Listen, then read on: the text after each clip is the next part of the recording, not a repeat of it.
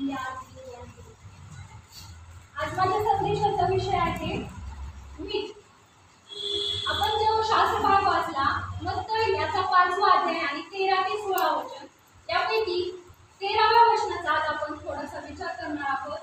तर आपण पुन्हा एकदा ते वचन वाचूया. मग तर याचा 5वा अध्याय आणि 13वा वचन. तुम्ही पृथ्वीचे मीठ आहात, पण जर मिठाचा खारटपणा गेला तर तो खारटपणा त्याला कशाने आणता येईल? पुढे ते बाहेर फेकले जाऊन माणसाच्या पायाखाली तुडवले जाण्यापलीकडे त्याचा कसलाच उपयोग नाही. तुम्ही पृथ्वीचे मीठ आहात. प्रभू परमेश्वर आपल्याला या जगामध्ये आपण जगत असताना देवाने आपल्याला अनेक उपमा दिल्या आहेत. तुम्ही जगाचा प्रकाश आहात, तुम्ही पृथ्वीचे मीठ आहात. आणि मत्ती याच्या 5व्या अध्यायात आणि 13व्या वचनात देवा आपल्या शिष्यांना म्हणतो की तुम्ही पृथ्वीचे मीठ आहात. मीठ हा जो पदार्थ आहे आपल्या दैनंदिन जीवनात खूप महत्त्वाचा असा आहे. आपण मीठ दररोजच्या आपल्या जेवणात आपला पदार्थ रुचकर करण्यासाठी किंवा त्याला चव येण्यासाठी मीठ हा पदार्थ आपण वापरत असतो. आणि जर आपल्या भोजनामध्ये जर मीठ नसेल तर तो पदार्थ किती सुंदर असला, आकर्षक असला तरी त्या पदार्थाला मिठाशिवाय चव येत नाही. मिठाला हिब्रू भाषेत मेला असे म्हणतात. तर त्याचं जर इंग्रजीमध्ये ट्रान्सलेशन केलं तर मेला या शब्दाचा इंग्लिशमध्ये अर्थ होतो इझिली डिझॉल्व. म्हणजे मीठ हे सहजपणे एखाद्या पदार्थात विरघळलं जातं. मग आपण आपलं जीवन जगत असताना आपण म्हणी वापरतो ज्याच्यामध्ये मीठ हा शब्द असतो. त्याचप्रमाणे वाक्प्रचार वापरतो. खाल्ल्या मिठाला जाणे, नाही का, नावडतीचे मीठ आले. अशा प्रकारे आपण आपल्या दैनंदिन जीवनात वापर करत असतो मीठ या शब्दाचा. आणि पवित्र शास्त्रामध्ये सुद्धा मिठाचा उल्लेख खूप साऱ्या वचनामध्ये झालेला आहे. जेव्हा मी हे वचन तयार करत होते तेव्हा मला एवढे वचन सापडले की देवाने आपल्याला मीठ असं म्हटलंय, तुम्ही या जगाचे मीठ आहात. का बरं म्हटलंय आपल्याला या जगाचं मीठ? तसं पाहिलं तर मीठ हा सगळ्यात स्वस्त पदार्थ आहे. परंतु तो जरी स्वस्त असला तरी तो माणसाच्या जीवनात अत्यंत गरजेचा असा पदार्थ आहे. आणि प्रभू येशू ख्रिस्ताने आपल्याला मिठाची उपमा का बरं दिली असावी याचा जर आपण जर विचार केला तर मीठ हा पदार्थ स्वस्त जरी असला, हलका जरी असला तरी याचा उपयोग आपल्या दैनंदिन जीवनात खूप महत्त्वाचा आहे. ज्याप्रमाणे आपण आपल्या दैनंदिन जीवनात मिठाचा उपयोग करतो त्याचप्रमाणे प्रभू येशू ख्रिस्त आपल्याला आपल्या आध्यात्मिक जीवनात मिठाचा उपयोग कसा करावा हे शिकवत आहे. आणि आज आपण पाहणार आहोत की मिठाचे कोणकोणते गुणधर्म आपल्यामध्ये असले पाहिजे. तर आज आपण मिठाचे गुणधर्म आपल्यामध्ये कसे असले पाहिजेत हे पाहणार आहोत. त्यापैकी आपण मिठाचा पहिला गुणधर्म पाहणार आहोत की मीठ पदार्थाला चव देते. मीठ काय करते? कोणत्याही गोष्टीला चव देते. कोणत्याही गोष्टीला चवदार बनवण्याचं काम हे मिठामुळे होतं. देवा त्याचप्रमाणे आपल्याला देखील असं सांगत आहे की तुम्ही या सर्व मानव जातीच्या जीवनात मिठाप्रमाणे आनंद, चव आणि स्वाद निर्माण करण्याचा प्रयत्न करा. प्रभू येशू ख्रिस्ताने आपल्या शिष्यांना वेगवेगळ्या प्रकारे शिकवण दिली आणि प्रभू येशू ख्रिस्त आपल्याला चव देत गेला, त्याच्या शिष्यांना चव देत गेला मिठाप्रमाणे. त्याप्रमाणे आपल्याला देखील त्याच्या शिष्याप्रमाणे आपल्या प्रभू येशू ख्रिस्ताची सुवार्ता इतरांना सांगून आणि सुवार्तेद्वारे इतरांच्या जीवनात चव आणण्याचं काम करायचं आहे. प्रभू येशू ख्रिस्त म्हणतो की तुम्ही तुमचे जीवन मिठाने रुचकर, इतरांना आवडणाऱ्याचं करा. आपल्या जीवनात, वागण्यात आपण ख्रिस्ताला अनुसरलं पाहिजे. आपल्या वागण्यातून, बोलण्यातून आपण ख्रिस्त गाजवलं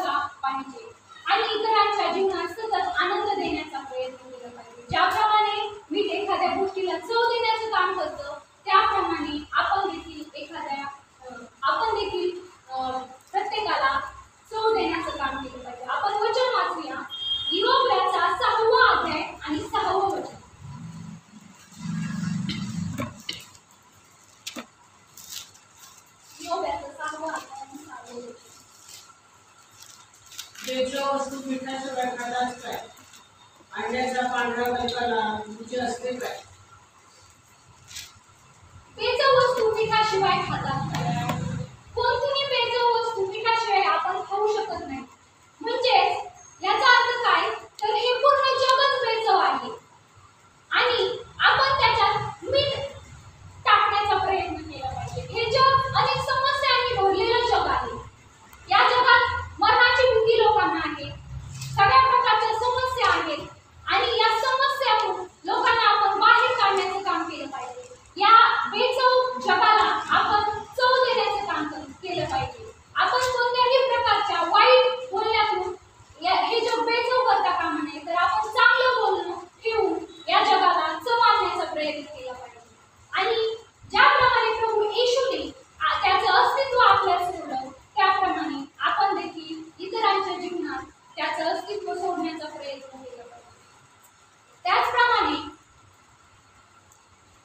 आपण जर पाहिलं की आपल्या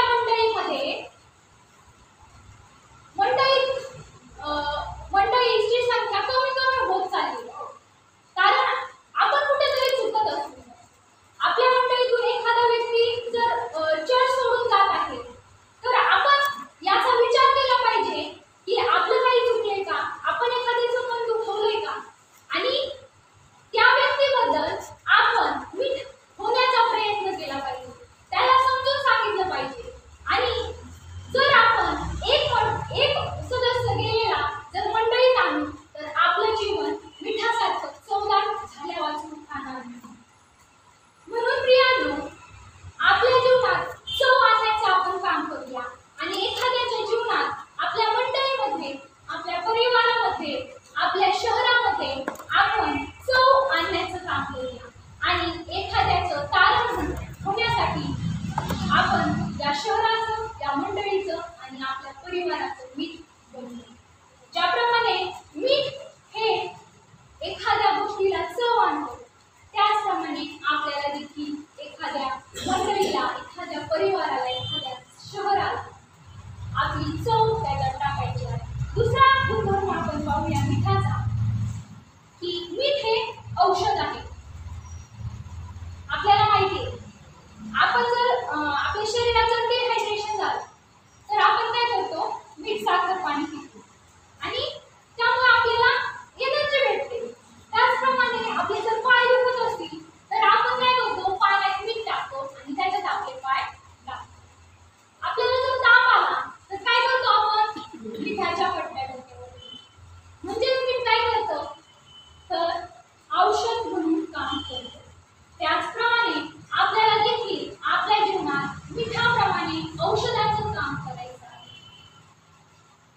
म्हणजे नेमकं काय करायचं, तर आपल्याला लोकांसाठी औषध म्हणून काम करायचे, आजारांची सेवा करायची. कोरोना काळात भूत हॉस्पिटलमध्ये अनेक ख्रिस्ती तिचे बांधव आहेत, भगिनी आहेत, त्यांनी आजारांची सेवा केली आणि आपल्याला देखील मिठाप्रमाणे या जगात औषधाचं काम करायचं. म्हणजेच काय करायचे, आपली सेवा करायची.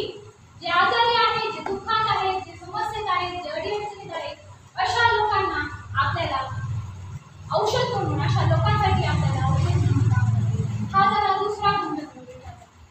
यानंतर आपण मिठाचा तिसरा गुणधर्म पाहणार आहोत आणि तो आहे मीठ हे प्रिझर्वेटिव्ह म्हणून काम करतं. मीठ काय करतं, प्रिझर्वेटिव्ह म्हणून काम करतं. ते कोणत्याही वस्तूला टिकवण्याचं काम करतं. थोडक्यात काय, कुजण्याची क्रिया ते थांबवतं. आपण लोणचं तयार करतो. पूर्वीच्या काळी मासे टिकवण्यासाठी फ्रीज वगैरे नव्हते, तेव्हा काय करायचे लोक, हे करायचे काय, त्याला मीठ लावून ठेवायचे, म्हणजे ते जास्त दिवस टिकत राहायचं. त्यामुळे काय होतं, मिठामुळे काय होतं, पदार्थ जास्त दिवस टिकतो आणि खराब होत नाही, त्याला बुरशी कीड लागत नाही. त्याचप्रमाणे आपण पाहतो, एखाद्या व्यक्ती मरण पावतो, त्याला पुरण्यासाठी मीठ वापरतात. काय करतात, त्याला पुरण्यासाठी मीठ वापरतात. का बरं वापरत असतील मीठ? कारण ते कुजण्याची क्रिया थांबवते. म्हणून एखाद्या डेड बॉडीमध्ये कुजताना मीठ वापरतात. मग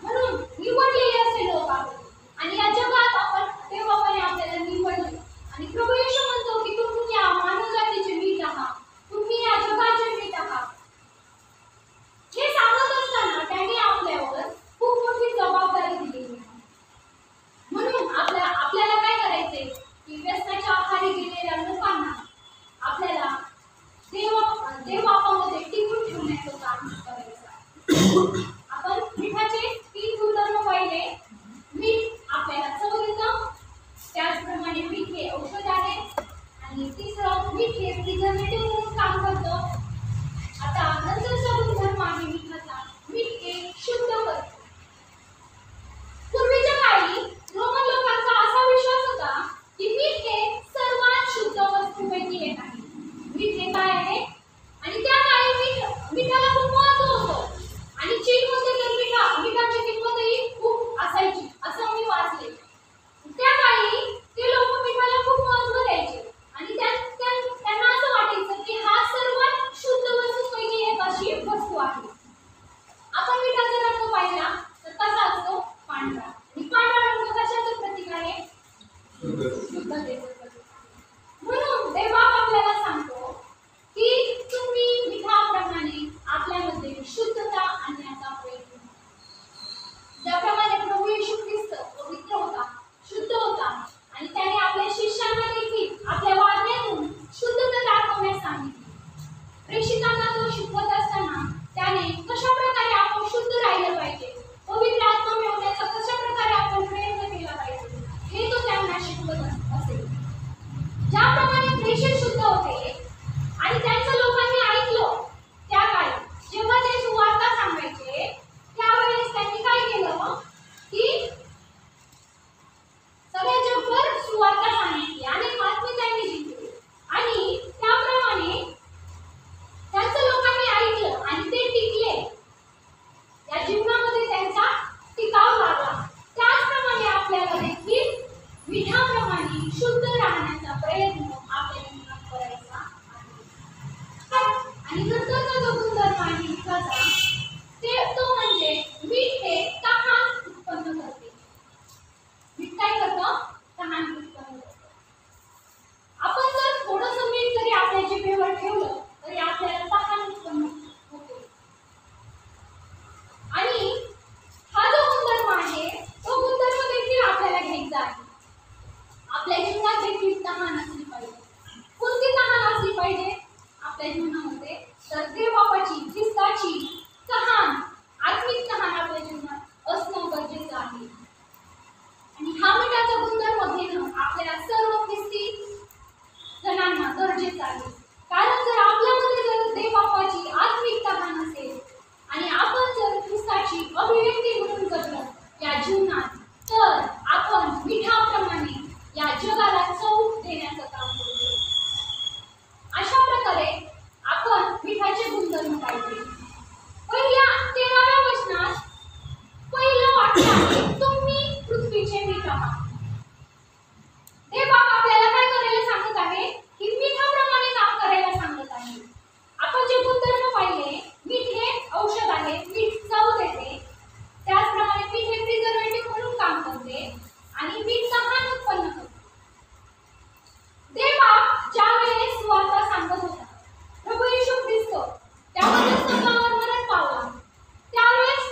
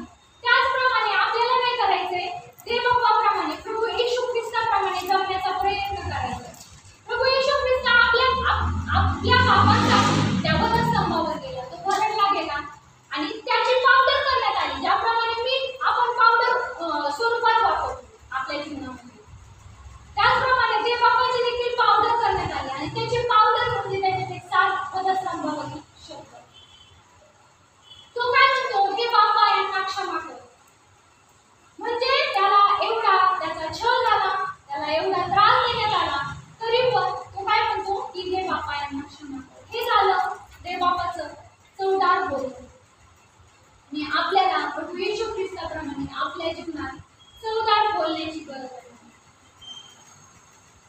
हे जर सर्व गुणधर्म पाहिले तर हे गुणधर्म आपल्या अंगीकारणे खूप कठीण आहे. परंतु मीठ या शब्दाचा जर आपण पवित्र शास्त्रामध्ये उल्लेख देवबापाने केला आहे, म्हणजे ते आपल्यासाठी किती महत्त्वाचा शब्द आहे ख्रिस्ती जीवनासाठी हे आपल्याला दिसून येते. त्याचप्रमाणे आणखी एक गुणधर्म आपण पाहूया की मीठ काय करतं, तर मीठ जंतुनाशकाचं काम आहे. आपण त्यासाठी वचन वाचूया. एहezकेल याचा 16वा अध्याय आणि 14 वचन.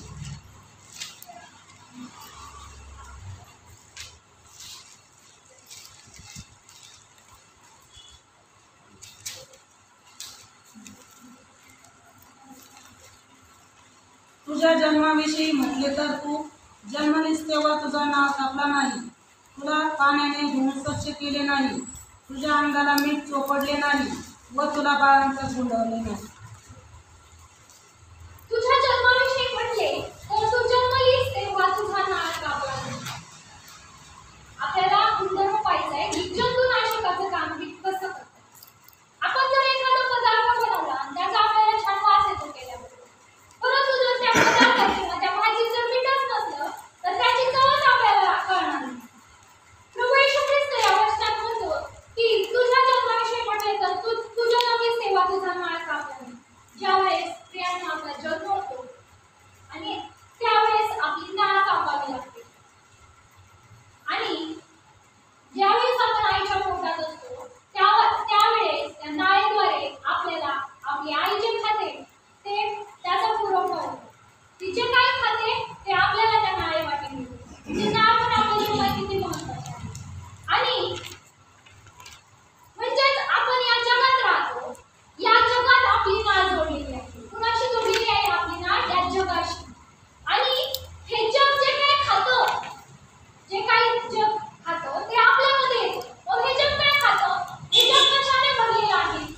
तर हे जग अनेक वाईट गोष्टींनी भरलेलं आहे. या जगात भ्रष्टाचार चालतो, लूटमार, फसवणूक, निंदा, व्यभिचार, शिवीगाळ, भांडण, व्यसन अशा अनेक वाईट गोष्टींनी हे जग भरलेलं आहे.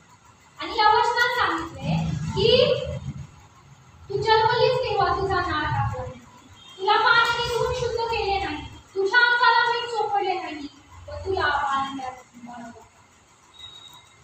हे जग जे ग्रहण करते ते आपल्यामध्ये उतरू नये, आपण ते करू नये म्हणून, किंवा आपण पवित्र राहिलं पाहिजे म्हणून या जगापासून आपण वेगळं झालं पाहिजे. आपली नाळ या जगापासून आपण सोडवतो. प्रभू येशू ख्रिस्ताने आपल्याला निवडले एक ख्रिश्चन म्हणून आपण जीवन जगत आहे. तर या जगात ज्या ज्या वाईट गोष्टी चालतात त्यापासून आपण वेगळं झालं पाहिजे. आणि शुद्ध होणं म्हणजे काय? तर शुद्ध म्हणजे बाप्तिस्मा करणे किंवा सांगितले वचन की पाण्याने धुवून शुद्ध केलं नाही. आता मी त्याला जंतुनाशक म्हटले. जर आपल्याला जंतुनाशक जर मिळालं नाही तर जंतू फिरणार आहे. काय करणार आहेत आपल्यामध्ये? जंतू. कोलोसेकर पत्र याचा 3रा अध्याय आणि 8व्या वचनात ते जंतू कोणते आहेत ते आपल्याला पाहायला मिळेल. आपण वाचूया कोलोसेकर पत्र याचा 3रा अध्याय आणि 8वं वचन.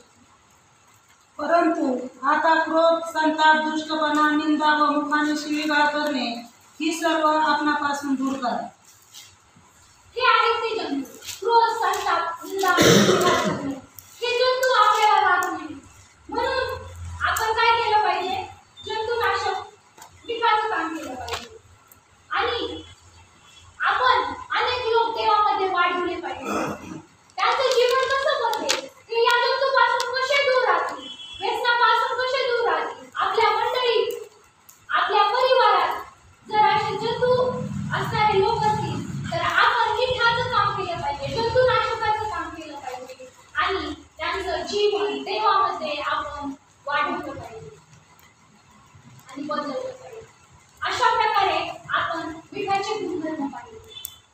काय पाहिले मिठाचे गुणधर्म? की मीठ काय करतं? चव देतं. मीठ एक औषध आहे. मीठ प्रिझर्वेटिव्ह करतं, मीठ तहान उत्पन्न करतं आणि मीठ जंतुनाशक म्हणून काम करतं. आता आपल्याला आपल्या जीवनात मीठ असणं का बरं गरजेचं आहे यासाठी आपण दोन वचन वाचणार आहोत. एहेजकेल याचा 43वा अध्याय आणि 24वा वचन आणि लेविय याचा 2रा अध्याय 13 व 14 वचन. तू ते परमेश्वरासमोर आण, मग याजक त्यावर मीठ टाकीतील व त्याचे हवन करून ते परमेश्वरास अर्पण करतील. आणि लेविय याचा 2रा अध्याय आणि 13 व 14 वचन. तू करशील ते प्रत्येक अन्नार्पण मिठाने स्वादिष्ट कर. तू आपल्या देवाशी केलेल्या कराराचे मीठ आपल्या अन्नार्पणात घालवायला चुकू नको. तुझ्या सर्व अर्पणासह मीठ पण अर्पावे. परमेश्वरा प्रित्यर्थ तुला अन्नार्पण म्हणून प्रथम उपज अर्पवायचा असेल तर विस्तवावर भाजलेल्या हिरव्या कणसातला दाणा म्हणजे हिरव्या कणसाच्या चोळून काढलेल्या ओंब्या प्रथम उपजाचे अन्नार्पण म्हणून आण. जुन्या करारात जर आपण पाहिलं तर कोणत्याही अर्पणात मिठाचा उपयोग केला जायचा. मीठ खूप महत्त्वाचं आहे. एहेजकेल याचा 43वा अध्याय आणि 24वा वचन काय सांगण्यात आले की याजक काय करत, जे परमेश्वरासमोर अन्नार्पण आणले जायचं त्याच्यात ते मीठ टाकत. म्हणजे आपल्याला जे जे काही परमेश्वराला देवाला अर्पण करायचे त्या प्रत्येक अर्पणामध्ये आपल्याला मीठ हे गरजेचं आहे. मग ते अर्पण काय आहे? ज्याप्रमाणे पवित्र शास्त्रात सांगितलं की तू काय कर, तू करशील ते प्रत्येक अन्नार्पण मिठाने स्वादिष्ट कर आणि तू आपल्या देवाशी केलेल्या कराराचं मीठ आपल्या अन्नार्पणात घाल. घालावयास चुकू नको. म्हणजेच आपल्याला जे जे अर्पण देवाला अर्पण करायचे त्या प्रत्येकामध्ये आपल्याला मीठ घालायचे. म्हणजे काय करायचे? आपलं अर्पण म्हणजे काय? तर आपलं अर्पण आहे आपली प्रार्थना, आपलं स्तुती स्तवन, आपलं देवाला देणं दान, त्याचप्रमाणे गौरव, साक्ष, आपण जी साक्ष देतो, दशमांश देतो, आपले लेकरं हे सुद्धा एक अर्पणच आहे. आणि देवा सांगतो की या सर्व गोष्टी हे सर्व तुझ्या अर्पणात काय कर, तू मीठ घाल. आणि जर यात मीठ नसेल तर हे अर्पण देवाला मान्य होणार नाही. आणि त्याचप्रमाणे देवाशी केलेल्या कराराचं प्रतीक हे मीठ आहे. काय आहे? देवाशी केलेल्या कराराचं प्रतीक. आपण जेव्हा स्तुती स्तवन करतो, गाणे गातो तर पूर्ण मनाने आपण देवाशी एकरूप होणं गरजेचं आहे. आपण जेव्हा प्रार्थना करतो, संदेश देतो त्यावेळेस त्याच्यात मीठ घालणं गरजेचं आहे. तरच त्याला अर्थ आहे, तरच त्याला रुची आहे, चव आहे. मग आपण कलोसे करारपत्र याचं 4वा अध्याय आणि 6वं वचन वाचूया.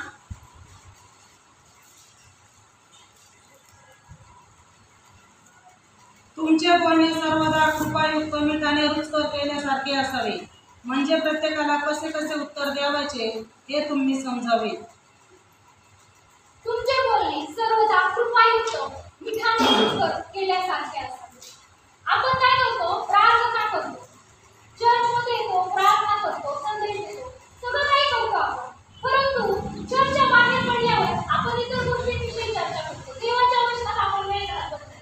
आपल्याला जास्त इतरांबद्दल बोलायला जास्त आवडतं. तर आपण इतरांबद्दल बोलण्यापेक्षा जर देवाबद्दल अधिक बोललं तर आपण आपल्या अर्पणात मीठ घातल्याप्रमाणे होईल. आपली प्रार्थना नुसतीवर नसावी, तर आपली प्रार्थना ही कशी असावी?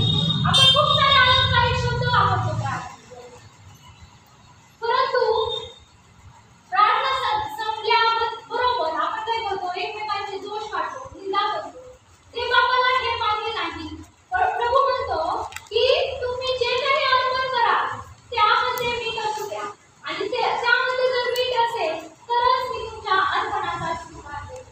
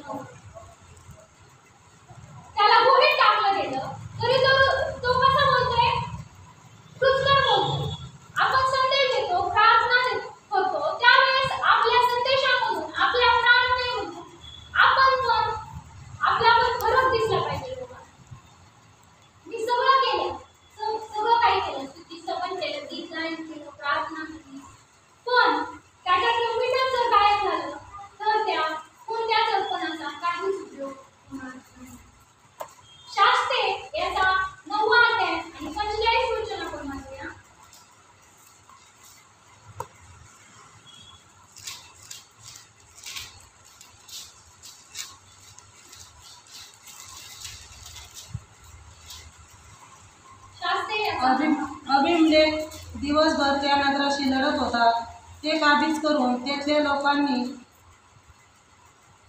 लोकांची त्याने कत्तल उडवली आणि ते नगर जमीनदोस्त करून त्यावर मीठ पेरले. अभिमन्यू काय करत होता? दिवसभर त्या नगराशी लढत होता. आपण जर पाहिलं शास्त्री याचा नाव आहे 45 त्याने काय केलं? त्या लोकांची कत्तल केली आणि ते सगळं नगर त्याने जमीनदोस्त करून टाकलं.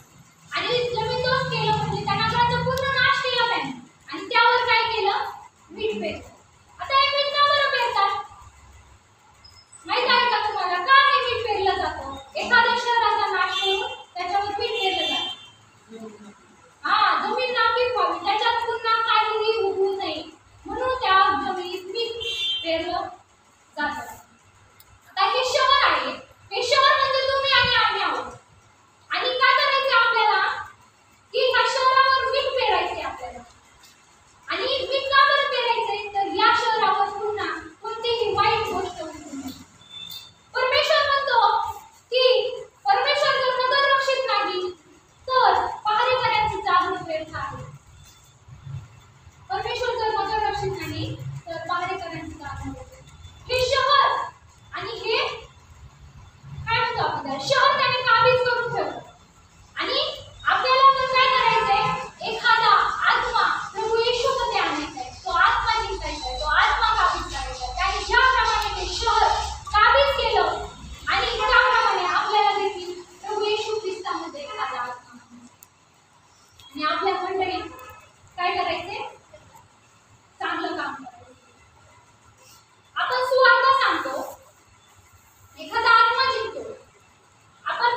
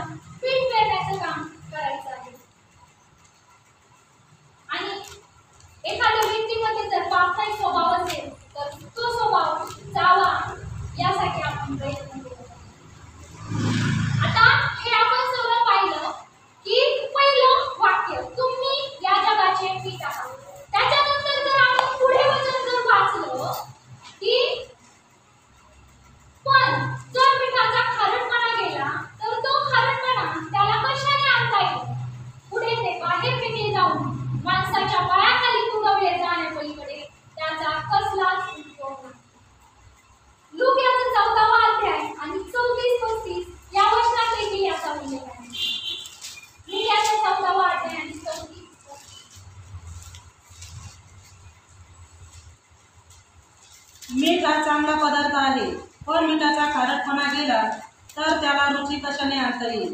ते जमिनीला किंवा उकिरड्यावरही उपयोगी नाही. ते बाहेर टाकून देतात. ज्याला ऐकावयास कान आहे तो ऐकतो. मिठाचा जर खारटपणाच गेला तर त्याला तो खारटपणा कशाने आणता येईल? पूर्वी प्रभू येशू ख्रिस्ताच्या काळात मिठाचा वापर खूप जास्त प्रमाणात केला जायचा आणि ते कोठारामध्ये साठवायचे, परंतु ते कोठार मातीचे होते आणि मग त्या जनावरांसाठी देखील मिठाचं पाणी आणि माणसासाठी देखील मीठ जास्त प्रमाणात लागायचं, म्हणून ते लोक कोठारामध्ये मीठ साठवायचे. परंतु ते कोठार मातीचे असायचे आणि जेव्हा ते संपत यायचं मीठ त्यावेळेस ते मीठ त्या कोठारांना चिकटायचं आणि मग त्याच्यात माती मिक्स व्हायची, ते एकजीव व्हायचं त्या माती. त्याचा उपयोग कशासाठी त्रास नाही. मग शेवटी ते मीठ रस्त्यावर टाकून देण्यात यायचं आणि ते माणसाच्या पायाखाली तुडवलं जायचं. जर हा मिठाचा खारटपणाच गेला म्हणजे तुम्ही या जगात राहता, या जगात तुम्ही व्यवहार करता, या जगाबरोबर तुम्ही मिसळू नका असं देवबाप आपल्याला सांगत आहे. तर तुम्ही जर या जगात एकरूप झाला, या जगात मिसळला तर तुम्ही देखील बाहेर फेकले जाल आणि रस्त्यावर फेकले जाल, म्हणजे तुमचा या जगात काहीच उपयोग होणार नाही. देवबापाच्या सेवेसाठी काहीच उपयोग होणार नाही. आणि त्याचप्रमाणे मिठाचा खारटपणा, आता मीठ जर उघडं ठेवलं तर बाहेरच्या वातावरणाने त्याला पाणी सुटतं किंवा त्याचा खारटपणा कमी होतो, म्हणून मीठ आपण हवाबंद अशा डब्यात भरून ठेवतो. त्याचप्रमाणे प्रभू येशू ख्रिस्त आपल्याला सांगत आहे की तुम्ही आपल्यामध्ये मीठ असू द्या, एकमेकांबरोबर शांतीने राहा आणि पवित्र आत्म्याचं मीठ तुमच्यामध्ये असू द्या. म्हणजे आपल्याला काय करायचंय, ही चर्च, ही मंडळी एकत्र जोडायची आणि त्याचा खारटपणा कमी होऊ द्यायचा नाही. ऐक्य प्रियानो खूप महत्त्वाचं आहे. आपल्या मंडळीचा विचार केला तर मंडळीत एक सदस्य कमी होत आहे. आपल्या मंडळीत आपल्याला आपल्याला चर्च बांधायचंय, देवाचं मंदिर उभं करायचंय, आपल्याला खूप मोठं काम करायचंय आणि त्यासाठी मंडळीत एकी असणं खूप महत्त्वाचं आहे. म्हणून देवबाप सांगत आहे की त्याचा खारटपणा कमी होऊ देऊ नका आणि देवाच्या संगतीत प्रार्थनेत वेळ घालवा, चर्चमध्ये वेळ घालवा. आणि जर तुम्ही चर्चमध्ये वेळ घालवला, देवाच्या इच्छेप्रमाणे जर तुम्ही जीवन जगलं तर तुम्ही खूप मोठे कार्य करू शकाल. आणि जर आपल्यामध्ये, आपल्या मंडळीमध्ये, आपल्या परिवारामध्ये जर ऐक्य असेल तर हे जग जिंकण्याची ताकद आपल्यामध्ये आहे. प्रेषकांनी काय केलं, देवबापाची सुवार्ता सांगितली, त्यांनी पूर्ण जगाला जिंकलं. काय केलं, पूर्ण जगाला जिंकलं. आपल्या मंडळीचं देखील ऐक्य तुटता कामा नये. जर आपण मंडळीतून वेगळे होऊ, जर आपण मंडळी सोडून दुसरीकडे जाऊ तर आपण नष्ट होऊ. देवाची संगती, देवामध्ये राहणं, युनिटी खूप महत्त्वाची आहे. म्हणून चर्चला जाण्याचं बंद करू नका. चर्च हा तुमचा डबा आहे, एक साचा. आपल्याला देवबापाने साच्यात राहायला सांगितले. चर्चचे नियम, मंडळीचे नियम पाळणं आज आपल्याला गरजेचं आहे आणि ते नियम पाळले तरच आपण या जगात आपला खारटपणा आपल्याला टिकवता येईल. या जगात आपण मिठाप्रमाणे रुचकर बनू शकतो. म्हणून तुम्हाला वैयक्तिकरित्या सांगत नाही तर देवबाप या वचनाद्वारे आज तुमच्याशी बोलत आहे की आपल्याला आपल्या मंडळीत खारटपणा टिकवायचा आहे. आपल्याला आपल्या मंडळीची आज उन्नती करण्याची गरज आहे. आपल्या परिवाराची उन्नती करण्याची गरज आहे. तुम्हाला वाईट बोलू द्या, तुम्ही त्याकडे लक्ष देऊ नका, कारण ते जग आहे. वाईट बोलणारे लोक जग आहेत, पण आज आपल्याला मीठ बनायचे आणि त्या लोकांपासून आज आपल्याला वेगळं व्हायचं. आपण विचार करूया, माझ्या प्रियानो, आज आपण हे जीवन जगत असताना मिठाचा खारटपणा आपल्यामध्ये असणं गरजेचं आहे. आणि जर खारटपणा गेला तर आपल्या जीवनाला कोणताच अर्थ नाही. आपण पायाखाली तुडवले जाऊ आणि आपलं जीवन व्यक्त करू. म्हणून तो खारटपणा आज आपण आपल्या जीवनात आणण्याचा प्रयत्न करूया. आपण या जगात जगत असताना मिठाचे गुणधर्म आपल्या जीवनामध्ये आणण्याचा, आत्मसात करण्याचा प्रयत्न करूया. आपलं जीवन मिठाने कशा प्रकारे रुचकर करता येईल याचा आपण प्रयत्न करूया आणि देवबाप हे करण्यासाठी आपलं मार्गदर्शन करू. मीठ जसं शुद्धता आणतं, मीठ जसं अन्न टिकवतं,